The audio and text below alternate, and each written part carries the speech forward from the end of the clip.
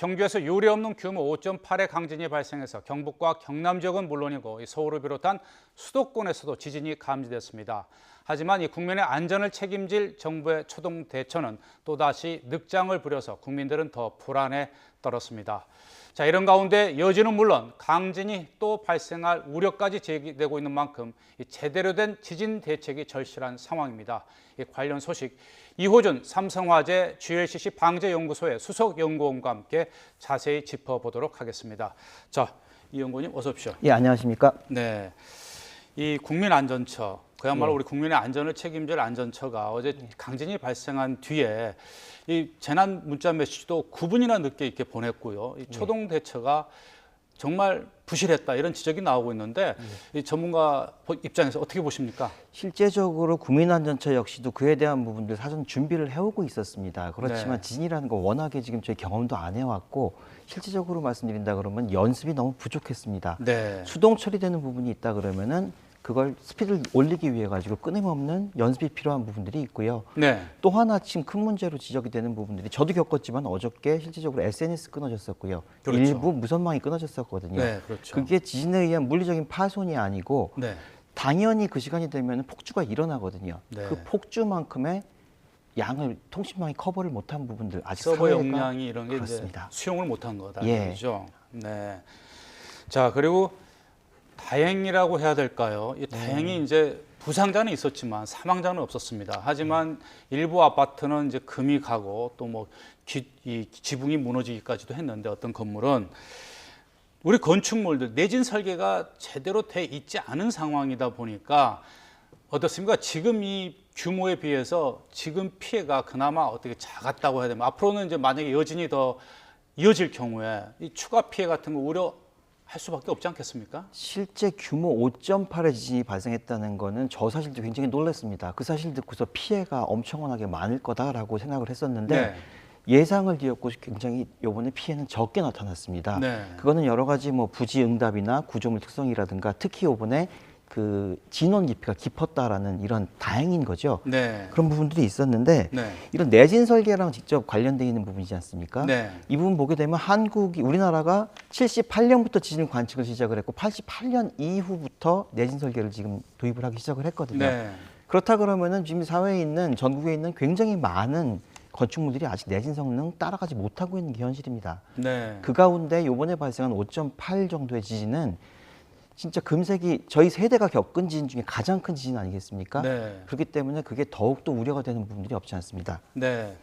자, 그리고 이렇게 유례없는 이제 강력한 규모의 지진을 겪다 보니까 많은 분들이 정말 어떻게 해야 될지를 모르고 우왕좌왕할 수밖에 없었다는 거예요. 뭐 그 지자체라든지 정부에서도 뭐 신속하게 매뉴얼을 전달하는 것도 없고 제대로 된 어떤 대피 요령이라든지 이런 것도 없었기 때문에 근데 실질적으로 지진이 발생했을 때 이 주민들이나 그 피해 지역의 어떤 주민들이 그 대처하는 요령에 있어서 좀 말들이 오가는 것 같더라고요. 탁자 밑으로 들어가면 안 됐다. 일단 건물 밖으로 나가는 게 맞다. 네. 아니다. 어떻게 해야 되는 겁니까? 일본하고는 조금 우리나라가 상황이 다르다고 하던데. 건축물 특성 자체가 다릅니다. 지금 네. 보시게 되면은 건물 안에 있을 적에 위험이 있을 부분들이 어떤 경우냐면은 철근 콘크리트를 가지고 있는 건물들은 어찌됐건 간에 완전하게 납작하게 주저앉지는 않습니다. 네. 견제준다는 얘기죠, 공간을. 네. 문제가 되는 거는 벽돌로 지어진 건물입니다. 네. 이 경우에는 그냥 그대로 지붕이 내려앉을 확률이 많거든요. 네. 그 가운데 과연 탁자 밑에 들어가서 몸을 숨기는 게 안전하냐, 아니면 그 위험을 무릅쓰고 바깥으로 뛰어나가는 게 안전하냐, 이 문제가 지금 걸린 부분입니다. 네. 당장 앞서 그 우리 이승윤 기자가 전해주었듯이 예. 경부 지역의 한 고등학교에서는 네.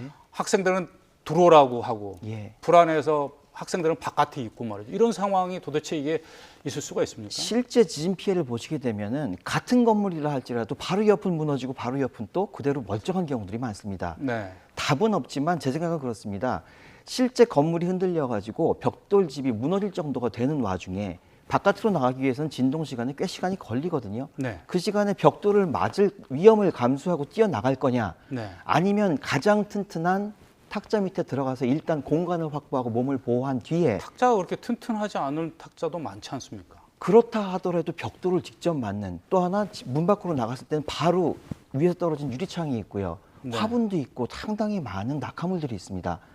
어떤 것이 답일지에 대해서는 답은 없지만은 제 생각에는 우선은 공간을 확보한 상태에서 몸을 보호한 진동이 끝날 때까지 몸을 보호하는 것은 절대 중요할 것 같습니다. 네, 그럼 정리를 하면 어떤 건물의 구조라든지 그 재질에 따라서 그 상황을 보고 거기에 맞춰서 예. 적절하게 이 대처할 대처를 필요가 하는 것이 있습니다. 필요하다. 특히 자기가 체제를 오래 할 건물이라면 그런 부분들 가족 간에도 생각을 깊이 해보실 필요가 있습니다. 보통 아파트 같은 경우에는 위에서 떨어지는 낙하물 외에는 다른 위험이 없기 때문에 네. 그냥 탁자 밑에 숨는 거 괜찮으신 거고요. 지금 네. 문제가 되는 부분들은 다시 말씀드리지만은 벽돌로 지어진 1, 2층 낮은 건물들입니다. 네. 우리 집에서 가장 튼튼한 건물 구조물이 뭐냐, 가구가 어떤 거냐 찾아가지고 거기 몸을 숨길 수 있는 부분들은 굉장히 지혜로운 일이 아닌가 생각합니다. 네. 하여튼 앞으로 이 지역에 따라서 또 이 건물의 어떤 재질에 따라서 이 지진 매뉴얼은 제대로 좀 어떤 정부 당국에서 좀 작성을 하고 지자체에서도 그걸 어떻게 효율적으로 좀 집행할 수 있도록 돼야 되겠고요. 자, 그리고 이제 기상청은 앞서도 이제 그 리포트로도 전해드렸듯이 규모 6.0 이상의 강진이 발생할 수도 있다. 우리나라에서도 언제든지. 그리고 지금도 지금 경주 지역에서는 여전히 계속되고 있다고 하는데 지금 이 시점에서 추가로 혹시나 이런 지진 피해를 막기 위해서는 어떤 공공기관이라든지 또 이 주민들이 어떤 노력이 필요합니까?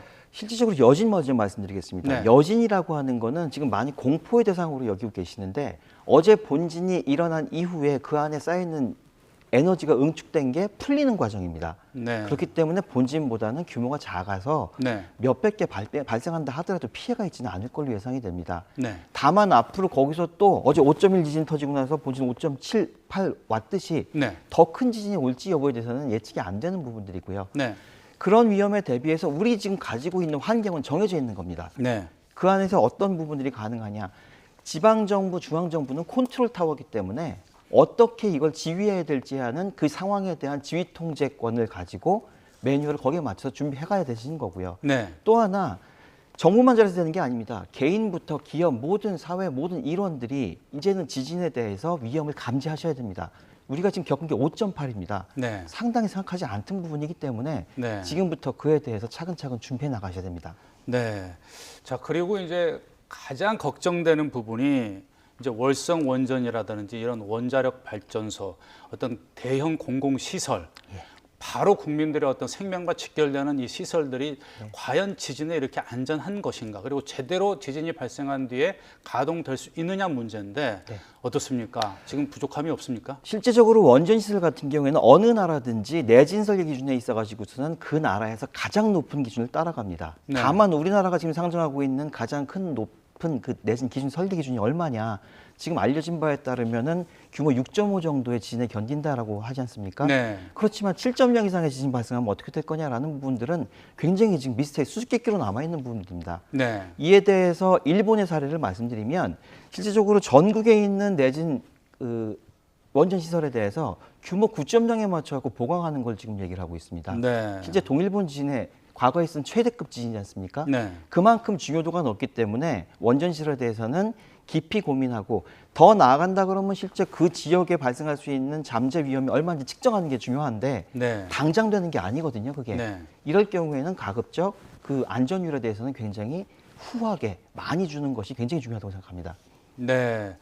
정말 우리가 그동안 전혀 느껴보지 않았던 이 가장 센 이 지진을 이제 겪다 보니까 이걸 거울 삼아서 정부는 정부대로, 지자체는 지자체대로, 기업은 기업대로, 또 국민들은 국민대로 정말 지진에 대비하는 이제 노력이 필요해 보입니다. 오늘 말씀 여기까지 듣겠습니다. 고맙습니다. 네, 감사합니다.